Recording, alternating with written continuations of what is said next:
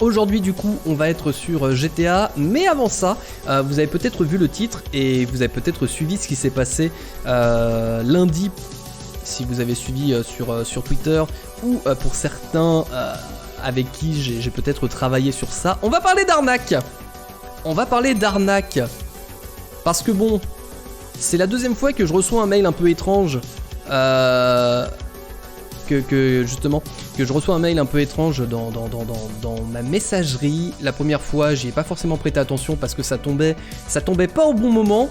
La seconde, c'est tombé en plein pendant mes vacances et du coup, je me suis dit bon, je laisse de côté, j'y répondrai en rentrant. Et j'ai bien fait. Et en plus, j'ai bien fait parce que il y a justement un pote streamer qui malheureusement, lui, est allé un petit peu plus loin dans ce processus. Il m'a permis de montrer les tweets parce qu'il a fait un petit thread dessus. Vous connaissez peut-être Yggdrall. Donc voilà.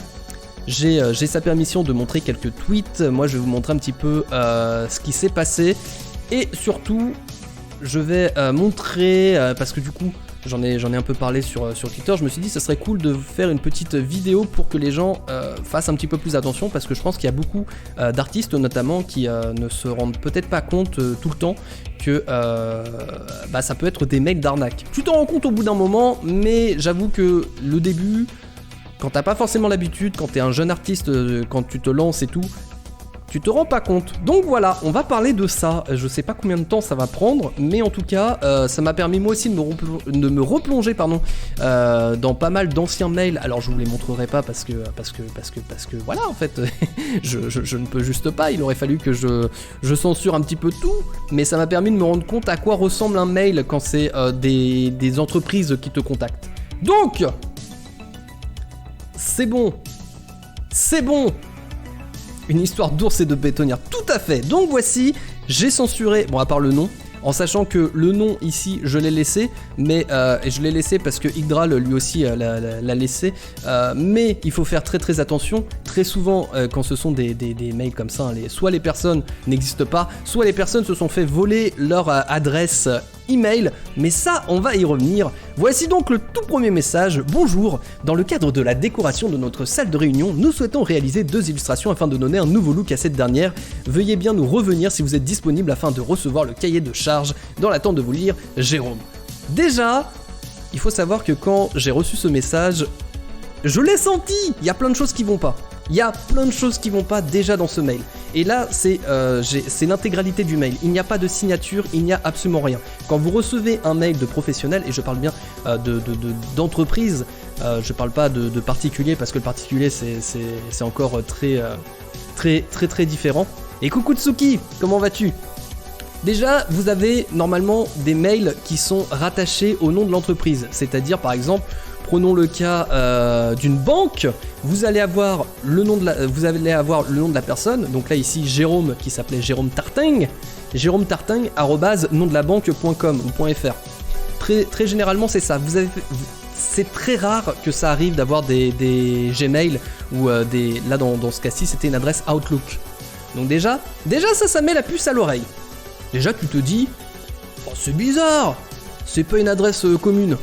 Deuxième truc qui ne va pas dans ce mail, c'est tout simplement qu'il n'y a absolument pas la présentation de l'entreprise. Je ne sais pas de qui il parle, je ne sais pas de quelle entité il s'agit.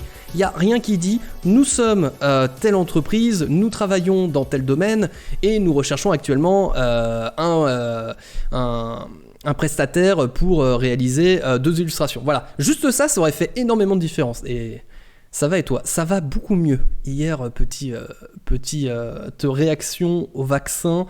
Mais maintenant, tout va bien. Je capte la 5G à fond. Il fallait évidemment faire la blague parce que sinon, sinon j'aurais raté mon vaccin en fait. Donc voilà.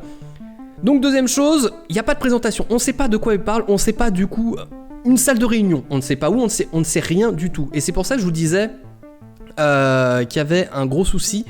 Il n'y avait pas de signature non plus. En général, quand c'est une entreprise, il y a toujours une signature avec au moins le nom de l'entreprise, parfois même l'adresse, un lien pour justement accéder à l'entreprise, un numéro de téléphone, enfin il y a plein d'infos. Et parfois même, il y en a qui vont beaucoup plus loin, et ça je l'ai vu avec d'anciens clients, ils mettent même le numéro de SIRET, voire de sirène, qui sont donc les numéros qui permettent d'identifier une entreprise. Ce sont, voilà.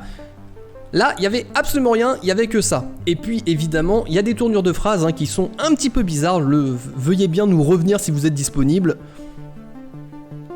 Bah, moi, j'ai compris ce qu'il voulait dire, mais bon.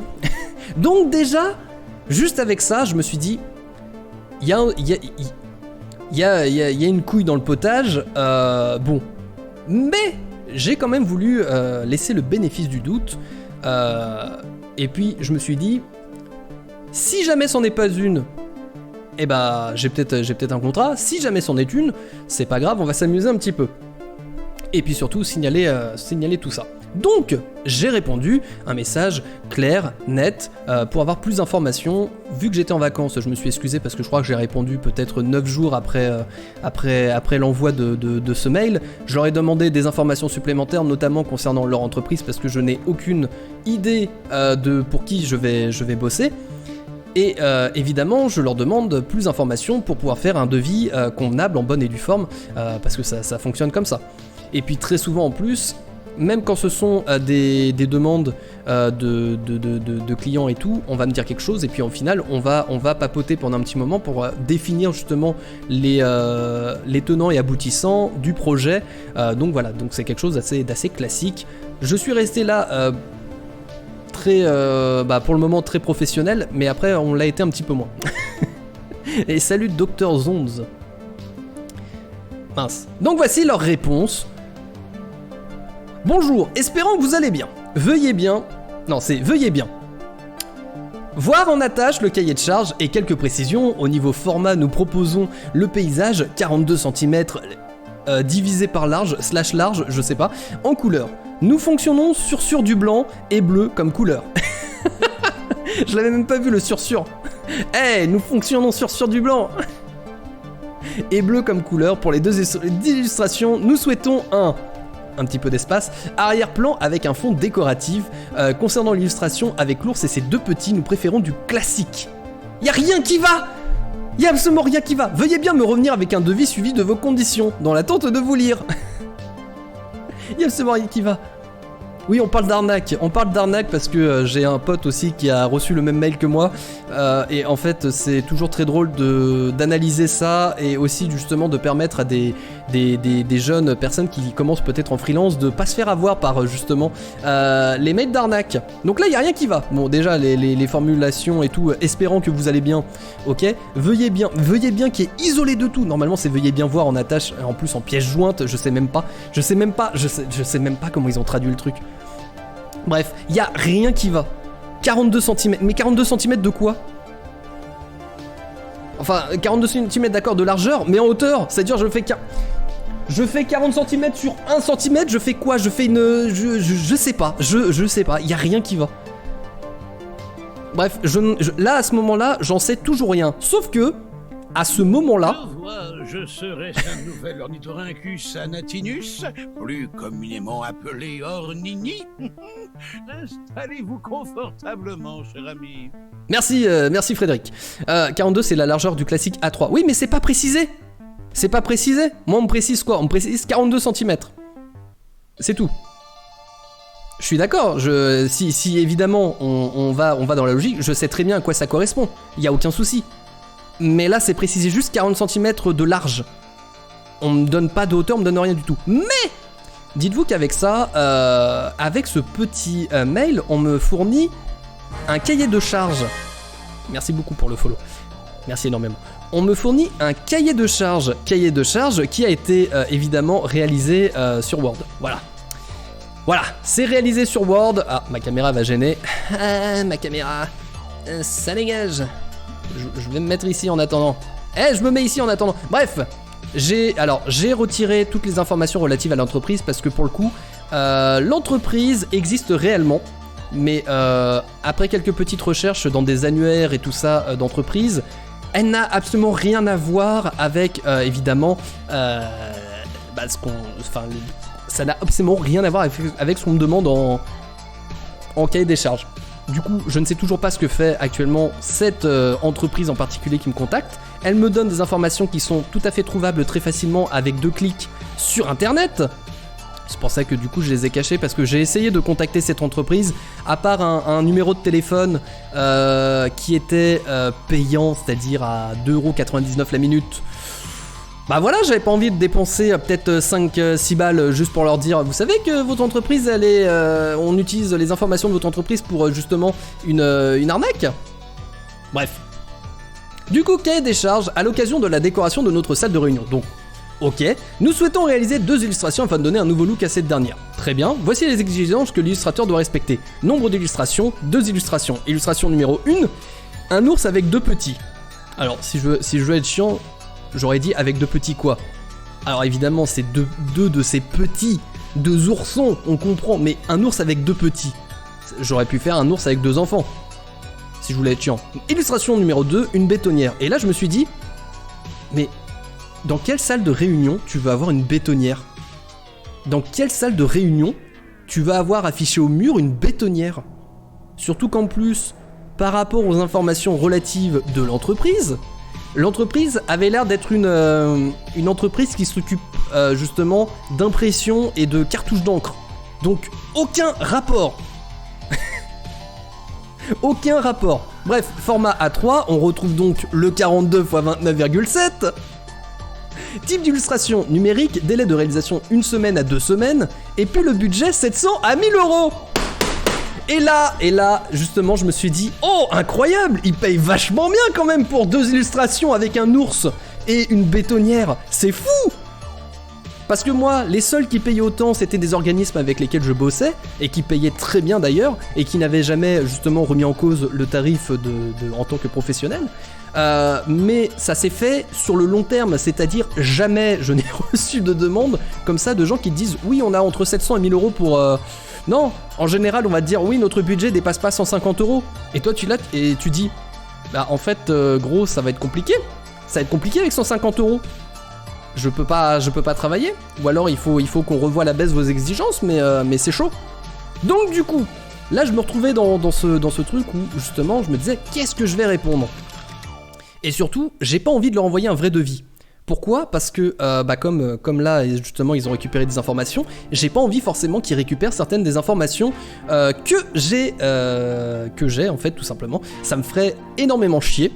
Et du coup, je leur réponds, bonjour, le projet m'intéresse beaucoup, vous trouverez ci-joint le devis pour votre projet, merci de me le retourner signé le plus rapidement possible. Je peux commencer dès cette semaine à travailler sur ce projet, je reste à votre disposition pour toute information complémentaire, très classique, très professionnelle, et évidemment, j'ai fait ça pour voir ce qu'ils allaient me répondre, et je leur ai fait un devis. Mais comme ils m'ont fait un cahier de charges sur Word, je me suis pas gêné, je l'ai fait aussi sur Word en fait, mon devis. Du coup, j'ai inventé le numéro du devis. J'ai mis les 2 illustrations, un ours avec 2 petits, une bétonnière, le format, tout ça. Et ils avaient un budget entre 700 et 1000 balles. Bah je l'ai mis à 1500 en fait.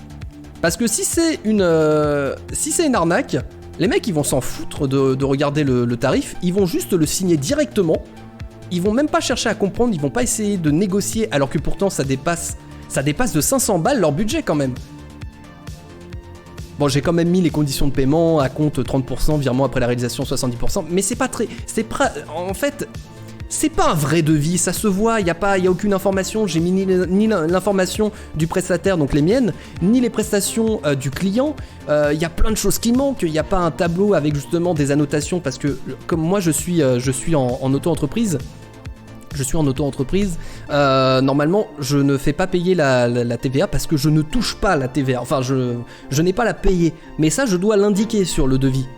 Du coup ça n'a rien, ça ne vaut que dalle. Évidemment, j'avoue le numéro il est pas discret même s'il doit bien arriver un jour. Ouais bon, en plus ça c'est pas vraiment le genre de notation que je fais moi dans mes devis, mais bon ça on peut passer quoi, bref. Et bah sachez qu'ils m'ont tout de suite envoyé, alors déjà il y a eu ça, merci bien pour votre retour, veuillez m'envoyer le devis en PDF. Apparemment ils ont pas réussi à ouvrir mon truc, bon je crois qu'il était pas en point Word mais en point ODT, bref, ils ont pas réussi à le convertir donc je leur ai renvoyé. Merci pour votre retour, le devis en PDF, merci, bonjour. Voilà, en plus à ce moment-là, comme j'ai compris que c'était une arnaque, mes messages ne ressemblaient plus à rien, je mettais bonjour à la fin et puis je m'étais amusé en plus dans ma signature. Alors ça aussi, j'y ai pensé, dès le premier message, je virais toutes les informations que j'avais en signature. Normalement en signature j'ai mon contact, j'ai mon numéro de téléphone, il y a plein de choses. il y a plein de choses. J'ai juste gardé KW Illustrator. Sauf qu'en fait, je me suis amusé pour voir s'il lisait vraiment les messages, à changer la signature. Donc, on est parti de KW Illustrator, puis des fois c'était KW Strator, KW Illustrator, KW Illustrator. Enfin, ça changeait tout le temps à chacun des trucs. Je leur ai renvoyé en PDF et tout. Ils me l'ont renvoyé signé. Effectivement. Mais t'étais déchaîné en fait. Mais bien sûr! Voir en attache le devis signé, veuillez nous fournir un RIB pour la compte suivi de votre numéro de téléphone. Dans l'attente de vous lire, JT. Le mec a cru déjà qu'on était proches, hein. Il signe même plus Jérôme, c'est JT. Et là du coup, à partir de ce moment-là, même si j'étais déjà quasiment sûr et certain que c'était une arnaque, à partir du moment où on me dit un RIB, puis votre numéro de téléphone, toi t'es là, tu dis... Pourquoi le numéro de téléphone? Qu'est-ce que vous allez faire avec le numéro de téléphone? Alors moi c'est pas allé jusque là parce que du coup je ne l'ai pas fait jusqu'au bout, mais je vais vous montrer après ce qui s'est passé avec justement un pote streamer où justement lui est allé un petit peu plus loin. Il m'a donné l'accord pour partager le thread qu'il a fait sur Twitter. Donc on va voir justement et on va comprendre comment il fonctionne après. C'est un truc qui revient très souvent de toute façon dans les arnaques en général avec des numéros de téléphone ou des chèques évidemment qu'ils vous envoient pour vous dire oui vous n'avez qu'à l'encaisser et puis voilà, et voilà. À qui profite ce business? Coucou connasse. Donc, forcément à ce message un peu interloqué, je veux voir ce qu'il me répond. Je lui dis bonjour, pourquoi avez-vous besoin de mon numéro de téléphone? KW Illustreur. Voilà, je suis plus illustrateur, je suis illustreur. Quand je vous dis que j'ai changé à chaque fois. Et coucou Overdog. Réponse. Vu que je l'ai pas vu sur votre devis, merci. Bon déjà, il se rend compte qu'il y a un souci. Il n'y a pas mon numéro de téléphone effectivement sur le devis. Et ça, oui, sur un vrai devis, vous avez l'adresse mail, vous avez parfois le numéro de téléphone. Comme je vous disais, des informations importantes comme le numéro de sirène. Bref. Réponse et tout. Et je crois qu'à partir de ce moment-là, c'est là où c'est parti en cacahuète. Et le RIB, déjà, c'est craignos. Moi, le connard de l'autre jour, c'est en me demandant de confirmer mon RIB que l'entreprise avait déjà pour un autre contrat, qu'il a validé le contrat que je voulais pas, parce que donner son RIB, ça vaut accord apparemment pour certains trucs. C'est ça. Moi, je lui mets je reviens vers toi dès que j'ai le RIB, frérot. Mon numéro est dans ma signature, tu le vois pas. Puisque là, je m'amusais depuis le début à cacher justement mon numéro qui apparaît normalement dans ma signature. Et là oui, je sais que je suis face à une arnaque, j'en ai plus rien à foutre. J'en ai plus rien à foutre. Et en fait, il y a eu un moment où je me suis dit, qu'est-ce que je fais? Est-ce que je leur envoie un vrai RIB? Est-ce que, pour voir jusqu'où je peux aller, est-ce que je leur envoie un faux RIB? Mais faire effectivement... Et du coup, c'est là où justement je suis content d'avoir été en contact avec tout le 7-6. C'est que certains m'ont recommandé de pas le faire parce que c'est quand même la création de faux, même si du coup moi j'étais passé par des documents dits pédagogiques donc que tu peux utiliser à titre d'exemple, mais c'était un peu craignos, donc j'ai abandonné cette idée de faire un faux parce que effectivement vu que ce sont des gens qui veulent t'arnaquer, ils peuvent quand même te retomber dessus, bref voilà. Heureusement que Zach était là, effectivement, heureusement que Zach était là. Donc voilà, désolé pour l'attente, si je joins mon nœud et mon RIB, encore désolé, je m'excuse, j'ai renvoyé ce message, je crois peut-être 20 ou 15 minutes après, avec plein d'excuses, tout ça, bref. Mais j'ai pas le temps de vous le raconter, je dois y aller, le travail m'appelle. Des bisous connasses, merci beaucoup d'être passé, des gros bisous, bon courage pour cet après-midi. Là en fait, j'étais... Comme en fait mon but était désormais juste de les faire patienter, je leur ai envoyé effectivement ce message, mais j'ai oublié de mettre la pièce jointe. Mais intentionnellement. Du coup forcément, je viens de prendre connaissance de votre mail, je ne vois toujours pas votre RIB, merci. Bon, et puis après, je vous passe, mais là, en fait, c'est là où justement, je crois que j'ai complètement pété un cap parce que j'en avais marre de jouer avec lui et c'est dommage. Mais du coup, je lui ai dit, oh là là, zut la boulette, d'habitude ça m'arrive jamais, je vais pas pouvoir corriger ça tout de suite, frérot. Je lui ai parlé de ma vie, tout ça, KW5G envoyé depuis mon GPS, et puis en fait, depuis ce moment-là, je n'ai plus jamais eu de réponse et c'est très dommage parce que j'avais très envie de leur envoyer ma blague incroyable qui était mon RIB évidemment, mon RIB de poulet évidemment, et j'ai pas pu arriver jusque là, donc je suis très triste. Ça aurait été incroyable d'arriver jusque là, mais j'ai pas pu. RIB pour le RIB, ouais, tout à fait. Donc ce qu'on a appris avec ça, pas grand chose en fait.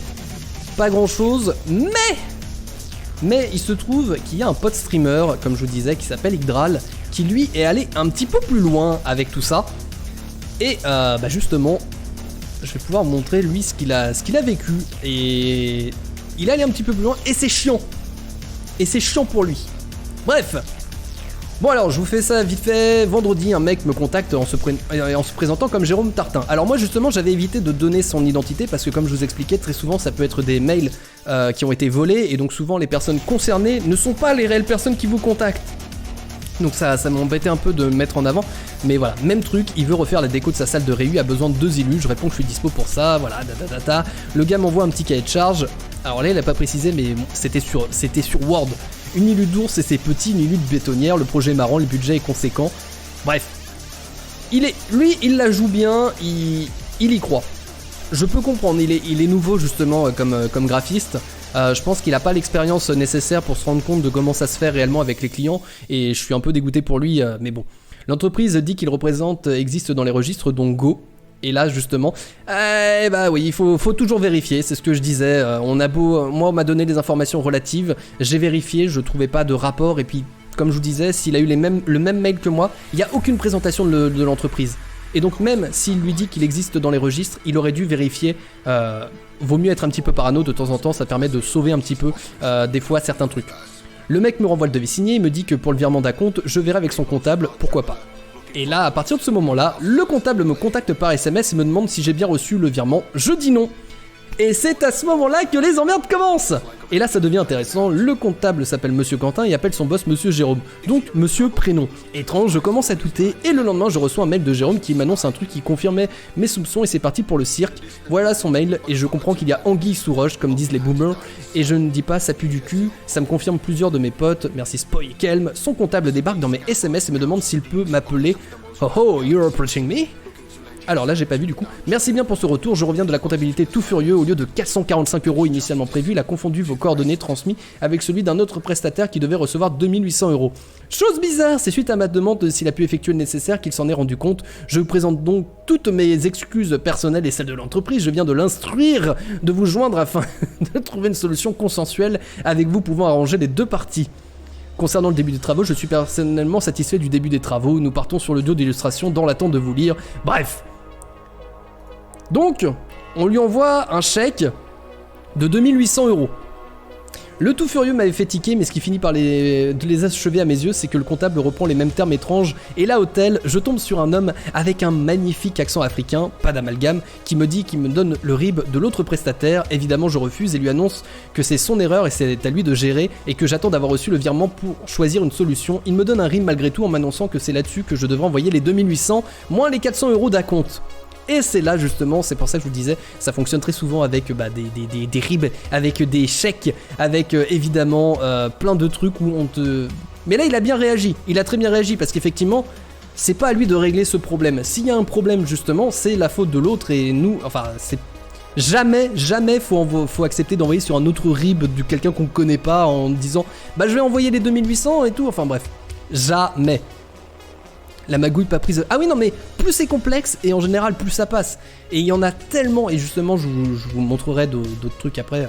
Le lendemain il me harcèle pour savoir si j'ai bien reçu le virement et effectivement j'ai bien sur mon compte 2800 € en plus mais qui viennent d'un chèque. Les fameux chèques. Les chèques sans provision en fait. Que je n'ai jamais vu et jamais signé ni encaissé. J'appelle donc ma banque et je signale vite fait tout ça au service. Donc à l'heure actuelle j'attends un service aux appels anti-fraude car bien évidemment c'en est une et l'employé de ma banque a bien écouté mon problème. A noter que je refusais cet argent et que le chèque n'avait pas été encaissé par moi et j'ai transmis mon dossier comme il fallait. Voilà, j'espère que vous saurez faire attention à ce genre de demande un peu trop belle pour être vraie et vous savez rester attentif à ça. Les numéros de téléphone et l'adresse mail ainsi que l'entreprise sont des usurpations d'identité et c'est sûrement des brouteurs. Donc lui, il doit connaître sans dose. Faut pas tomber dans le parano, bref, voilà. Donc ça arrive très souvent et justement il parle de brouteurs.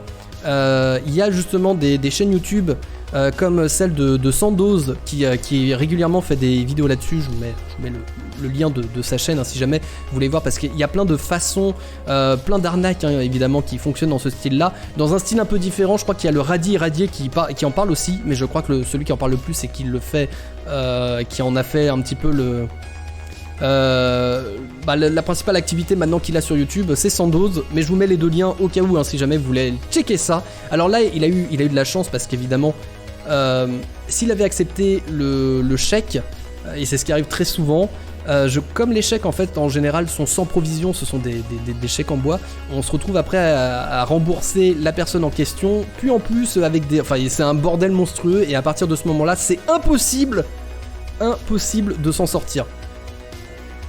Surtout que comme ils ont utilisé plein de trucs différents, des adresses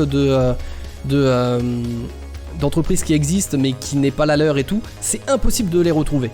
Donc voilà, méfiez-vous si jamais vous êtes artiste, que vous travaillez en tant qu'indépendant et tout, quand justement ça vous paraît trop beau et quand justement vous avez des doutes, des fois suivez votre instinct, c'est confirmé.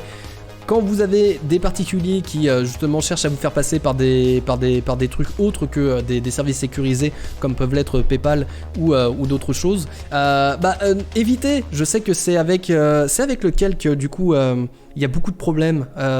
Attendez, je sais qu'il y a un site ou même des coupons, des trucs, tout ça. Enfin bref, je sais plus comment il s'appelle, mais il y a un truc qu'il faut absolument pas passer par là parce que c'est très très utilisé justement par les brouteurs. Ouais, il s'en est sorti juste à temps. Oui, il s'en est sorti juste à temps. Alors là, du coup, ça me saoule parce que moi, je les ai signalés sur la plateforme du gouvernement. Hein, c'est-à-dire que si vous cherchez, vous tapez arnaque signalement et vous avez justement... vous avez internetsignalement.gouv.fr qui peut répondre à votre recherche. Alors bon, le lien évidemment ne passe pas complètement, mais voilà, vous avez ça qui existe. N'hésitez pas justement à signaler ça quand vous le rencontrez parce que oui...